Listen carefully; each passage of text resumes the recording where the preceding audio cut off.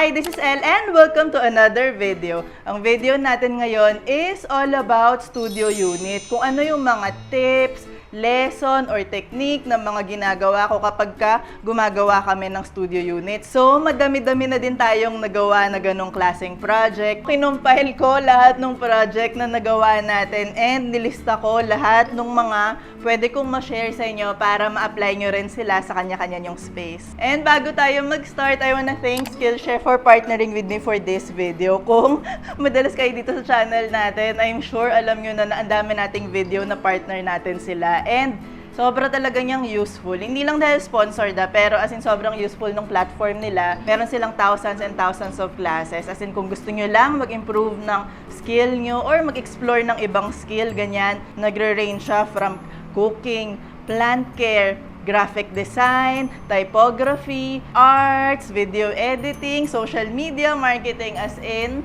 marami rin doon pwedeng classes na about interior, paano natin papagandahin. And dahil studio unit yung topic natin ngayon, nag-check ako dito ng small space design and meron ditong interior design for small apartments, space-saving hacks for studio, and one-bedroom apartment. As in, dito sa class niya, nagtuturo siya about floor plan, space planning. So, meron akong link dun sa description box for a free trial. I-check out niyo yon. For me, sobrang sulit niya sa pwede nating matutunan and sa self-improvement na pwede nating magawa using their platform. So, ano nga ba yung tips and technique natin kapag nagde-design tayo ng studio unit? As in, ito na yung list natin. I-share ko na sa inyo. Pero bago yan, kape muna tayo. Ang sarap. So, mag-start tayo dun sa pinaka-importanteng part kapag gumagawa tayo ng studio unit, which is storage. And unang-una is elevate your sleeping space para mag-make way sa storage sa ilalim. So, dito sa pinakaunang video natin dito sa YouTube, ito yon. So, sobrang cute nitong space na to. Studio unit lang siya, pero nilagyan ko siya ng parang bedroom nook. And yung ilalim ng space na yon, ginawa natin siyang storage. Yung steps niya, may storage talaga, as in na-maximize natin yung space. Tapos, itong isang project natin na to, ito, hindi siya talaga studio unit, pero yung layout na ginawa natin, pag mapapanood nyo, mag-a-apply siya sa mga studio unit. Itong buong bed area niya, nilagay din natin sa platform. Yung buong ilalim niya is storage space, kaya ang daming pwedeng gamit na malagay dito. Pero if ayaw nyo naman, like mag-construct ng ganon sa space nyo, pwede nyo rin gawin is yung bed nyo lang ipa-customize nyo or may mga nabibili na madaming drawer yung ilalim. Ang dami ko rin ginawa na gano'n. Karamihan ata na studio unit na ginawa ko, meron talagang storage yung bed dahil ang laki nung nasasakop ng kama para hindi natin lagyan ng storage kung kulang tayo sa space, diba? Kaya yun yung una nating lesson for today. Another technique naman na ginagawa ko is minamaximize ko yung mga narrow spaces. For example, kunwari meron kang hallway, akala mo wala ka nang malagay doon kasi hallway lang siya, pero no! Ang dami ngayong storage na nabibili na sobrang manipis lang pero sobrang yung useful talaga. Parang dito sa ginawa rin natin sa dorm, naglagay tayo ng dalawang shoe storage na sobrang shallow lang niya, na hindi siya visually nakakasikip ng space. Yung parang kahit na nasa hallway siya or nasa ganung area, okay lang. Dito sa isang project din natin na to, meron kasing poste dun sa room na parang ako, yun lang yung sinakop ko ng depth ng storage, ganun lang kanipis. Tapos, ginuon natin yung buong wall. So, kahit ang nipis niya, sobrang dami nating nalagay na storage dun sa space na yun. So, i-maximize nyo yung mga narrow spaces na yan dahil hindi nyo alam, lahat ng kalat nyo pwede nyong itago dun. Next naman is take advantage of wall space. Maliban sa mga typical na parang maglagay tayo ng hanging cabinet, ng ganyan, meron pang ibang way para ma-maximize natin yon. Tulad nung ginawa natin dun sa first video natin ulit, meron dun isang wall na blank lang, tapos nasa tabi siya ng kitchen. Parang kung anong pwedeng gawin dito. Kaya ginawa natin siya storage for their kitchen additional, na at the same time, ginawa natin siyang decorative, dilagyan natin siya ng frame para kahit na useful siya, functional siya, maganda pa rin siya tignan. Andun lang siya sa wall, so yung wall na dati wala namang point, ngayon naging functional pa. Pagdating naman sa divider sa mga studio unit, ako, pag maliit na yung space, ideally, ayoko na ng super na may divider talaga. Pero I know na maraming tao na gusto rin kahit papano ng separation dun sa sleeping space, tsaka dun sa living space. Kung gagawa kayo ng ganun and naka-studio unit kayo, ideally, gawa kayo ng mga divider na pwede nyo i-open visually or at the very least, hindi siya talaga sobrang close off.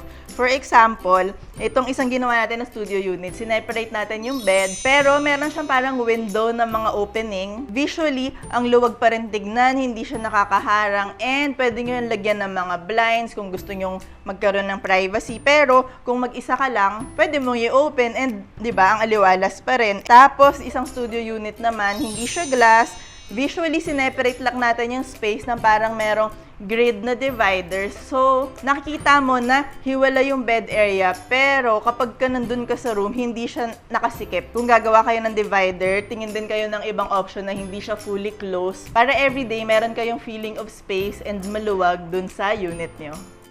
Next naman is mirror. Kahit saan, lagi ko talagang sinasabi yan. Kahit hindi nga studio unit, naglalagay talaga ako ng mga mirrors kasi nagba-bounce back siya ng light, tas na-expand niya yung space. As in, sobrang yung useful talaga for any space, especially for small spaces. So, dito sa ginawa natin, itong studio unit na to, sobrang liit lang nito. Isa to sa smallest na ginawa natin. 17 square meter lang tong space na to. Kaya yung isang wall doon, nilagyan ko ng full na mirror, tapos parang may French design. So, pag nandun ka, na-expand talaga visually yung space. Tapos, ito rin isang ginawa natin. Naglagay ako ng parang separation dun sa wall, tapos yung buong upper part mirror natin. So, kapag ka naglalagay tayo ng malalaking mirror sa space, na-open up niya talaga. Like, nakakaluwag siya talaga tignan. So, try nyo rin yun. And isa rin sa kailangan yung i-consider pagka naka-studio unit kayo is mga multi-purpose na mga furniture at saka mga space-saving na mga furniture. So, dito sa condo na to, ginawa nating sofa is sofa bed para kapag ka may guest, pwedeng dun magstay.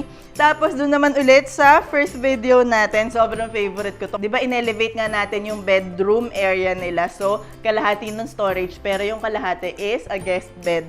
Pag di siya nakahatak, pwede siyang sofa, yun na yung upuan, lounge area pag-araw. Pero pag may bisita or gusto yung mag-lounge, pwede yung hatakin para maging queen bed siya. So, yung mga ganyang klaseng technique na double purpose talaga, very useful siya. And dito rin sa isang studio na ginawa natin, gumawa tayo ng day bed as sofa nila, tapos may pull out pa sa ilalim. So, ang daming pwedeng matulog dun sa space na to, and very comfy and loungy pa lahat ng mga furniture natin.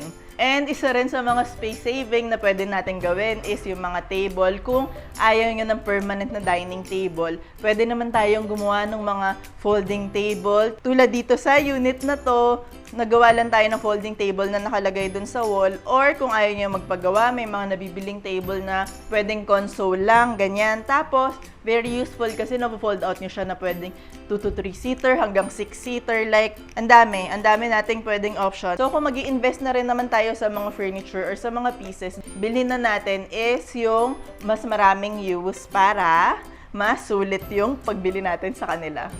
Ang mga naririnig ko usually kapag kadating sa mga small space, yun sa mga tao, parang masyadong takot na mag-explore, mas maging creative kasi nga maliit, natatakot silang masumikip, ganyan. Usually white lang, light walls lang, ganun lang. Pero for me, hindi ko ginagawa yun. Based sa mga nagagawa natin, hindi siya yung talagang nakakasikip. Nakakadagdag nga siya ng interest. So, yung mata mo, tumitingin sa room, sa ibang elements, sa ganyan. So, parang mas visually nakaka-expand siya ng space for some reason. So, kapag magde-design kayo ng space nyo, pwede kayong magkaroon ng focal point, pwede kayong mag-experiment ng color. Tulad nitong mga ginawa natin sa studio unit na to. Start natin ulit dun sa first video natin, yung buong kitchen wall nila, ginawa kong graphic na tiles.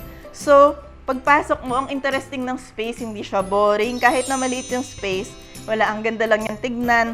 Tapos, yung second video naman natin, yung buong headboard niya, nilagyan natin itong wood wall, wood design na nakatangkad siya nung room instead na nakasikip.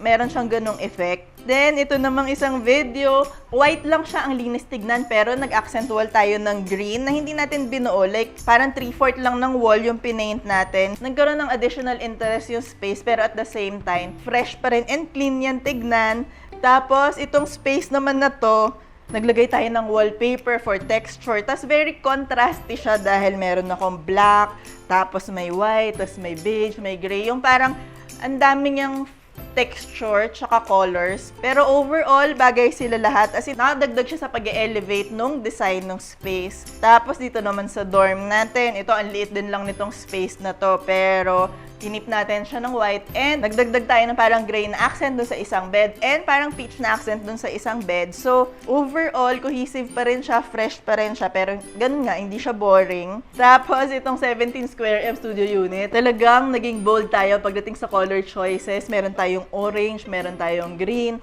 tapos ang dami nating black accents para sa 17 square meter, pero it works dahil lahat ng tinira nating na white space, dun nagre-rest yung eyes, tapos yung mga ibang colors natin and element keeps the space interesting. So, kahit 17 square M siya, parang nagkaroon siya ng different spaces dito sa isang maliit na space natin. Kapag gagawa kayo ng space nyo, huwag kayong matakot, mag-experiment. Kung gusto nyo, gawa muna kayo ng mood board or i-visualize nyo muna siya. Pero, definitely, hindi nyo kailangan malimit na kailangan all white lang, kailangan ganyan lang, kailangan simple lang. Kung hindi naman yun yung taste nyo, pwede kayo mag-experiment and ma-achieve nyo rin yung dream studio unit space nyo. So, yan yung mga technique and mga tips na pwede kong i-share sa inyo na ina-apply ko sa sarili kong mga projects, sa mga studio unit natin. Alam mo yun, kahit na small lang yung space natin, kaya natin siyang gawin very functional, very visually appealing, something na magsaserve talaga yung function niya para sa atin. Hopefully, meron kayo natutunan dito sa video natin and ma-apply nyo rin siya sa kanya-kanya yung space. Kung meron din kayong ginagawang technique sa mga small space nyo, share nyo sa atin lahat para marami pa tayong matutunan sa isa't isa. And yun lang, hopefully na-enjoy nyo tong video na to. Until next time, bye!